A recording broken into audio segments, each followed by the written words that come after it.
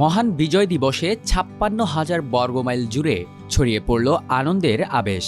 দেশের মানুষদের কি দারুণ উপহারটাই না দিল বাংলাদেশের ক্রিকেট। পুরুষ ও নারী দুই দলই জয় দিয়ে রাঙালো সকালটা। প্রথমে ক্যারিবীয় দ্বীপপুঞ্জে সিরিজের প্রথম টি-20তে ওয়েস্ট ইন্ডিজকে হারায় বাংলাদেশ জাতীয় পুরুষ ক্রিকেট দল।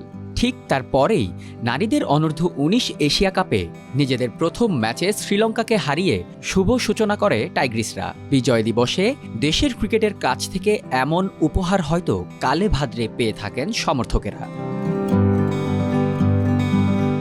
১৬ ডিসেম্বর বিজয় দিবসের ভোরে ওয়েস্ট ইন্ডিজের বিপক্ষে টসে হেরে আগে ব্যাট করতে নেমে ২০ ওভারে মাত্র ১৪৭ রান করে বাংলাদেশ।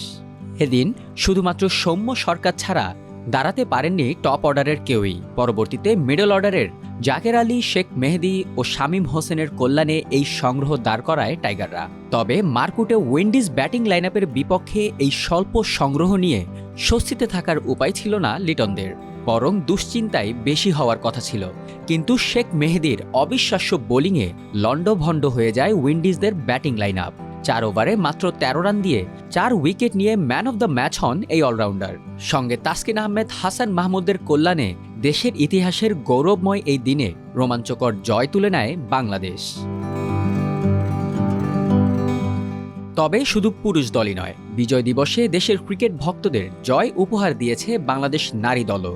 মালয়েশিয়ার কুয়ালালামপুরে অনূর্ধ্ব-১৯ এশিয়া কাপে নিজেদের প্রথম ম্যাচে ১৬ ডিসেম্বর শ্রীলঙ্কার বিপক্ষে মাঠে নামে বাঘিনীরা।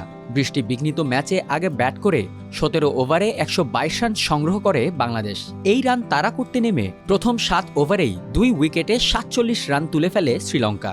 তবে এরপরই ফারজানা, সুমাইয়া ও নিশির ৮৬ বোলিংয়ে রানের গতি হারিয়ে ধারাবাহিকভাবে উইকেট হারাতে শুরু করে লঙ্কানরা। শেষ পর্যন্ত অল আউট না করেও শ্রীলঙ্কাকে ৯৪ রানে আটকে দিয়ে ২৮ রানের জয় তুলে নেয় বাংলাদেশ।